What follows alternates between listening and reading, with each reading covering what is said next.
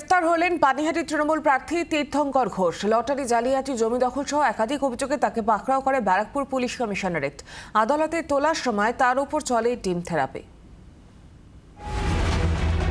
ভোটে হারের পর থেকে খুব একটা প্রকাশ্যে দেখা যায়নি তাকে, আড়ালেই রেখেছিলেন নিজেকে।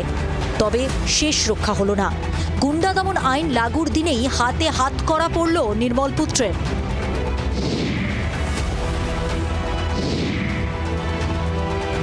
রবিবার গভীর রাতে দক্ষিণেশ্বর থেকে গ্রেফতার করা হলো তীর্থঙ্কর ঘোষকে। পুলিশ সূত্রে খবর, 24শে জুন বাড়ি ছেড়ে পালিয়েছিলেন তীর্থঙ্কর ঘোষ। বাসে করে দক্ষিণ ভারতের বিভিন্ন ধর্মীয় স্থানে ঘুরে বেড়াচ্ছিলেন। নিজের গাড়ি, ফোন কোনো কিছুই ব্যবহার করছিলেন না। আর শেষে তিরুপতি হয়ে ট্রেন পথে দক্ষিণেশ্বর ফিরেছিলেন। সূত্র মারফত খবর পেয়ে সেখানেই তাকে গ্রেফতার করে পুলিশ। ঠিক কোন মামলায় তাকে গ্রেফতার করা হলো তা স্পষ্ট নয়, তবে তীর্থঙ্করের বিরুদ্ধে একাধিক গুরুতর অভিযোগ ছিল। মূলত খড়দা থানার তরফ থেকে যেটা অভিযোগ করা হচ্ছে যে এই তীর্থঙ্কর ঘোষের বিরুদ্ধে পোস্ট পোল ভায়োলেন্স 2021 সালে অর্থাৎ ভোট পরবর্তী হিংসার মামলায় তিনি অভিযুক্ত ছিলেন। তার সঙ্গে সঙ্গে এক ব্যক্তি যিনি পার্থ সরকার, যার নাম, যিনি একজন সামান্য গাড়ির চালক, তিনি 1 কোটি টাকার একটি লটারি জিতেছিলেন। সেই লটারির টিকিটও আত্মসাৎ করে বলে অভিযোগ এই তীর্থঙ্কর, এবং তার সঙ্গে সঙ্গে একাধিক জমি দখলের মামলা তার বিরুদ্ধে রয়েছে।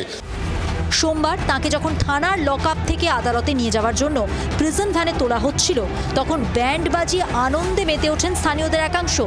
চোর চোর স্লোগানের পাশাপাশি চলে ডিম থেরাপিও।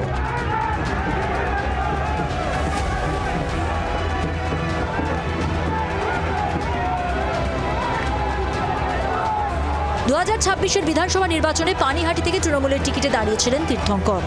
আরজি করে নির্যাতিতার মা বিজেপি প্রার্থী রত্না দেবনাথের কাছে হেরে গিয়েছিলেন তিনি।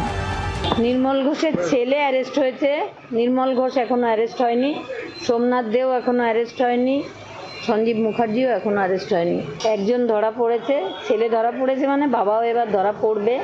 কান টানলে মাথা তো আসবেই। তৃণমূলের আমলে এইসব নেতাদের আঙ্গুল ফুলে কলা গাছ হয়েছিল। গরিব মানুষ, সাধারণ মানুষের সম্পত্তি নষ্ট করে যেভাবে ফুলে ফেপে বড় হয়েছিলেন এই নেতারা, তাদের সবাইকে অবিলম্বে হচ্ছে যে তদন্তের আওতায় আনা উচিত, এবং গরিব মানুষের টাকা যারা লুট করেছিলেন তাদের টাকা ফেরত দেওয়া উচিত।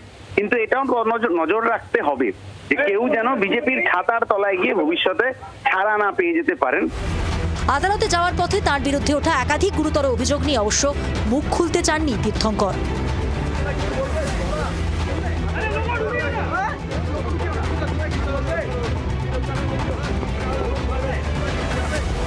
তীর্থঙ্করকে 6 দিনের পুলিশ হেফাজতের নির্দেশ দিয়েছে আদালত।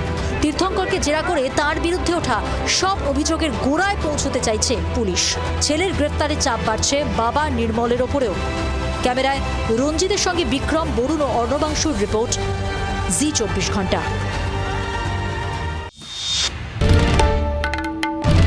বাংলার আওয়াজ, বাঙালির আবেগ, জি 24 ঘন্টা।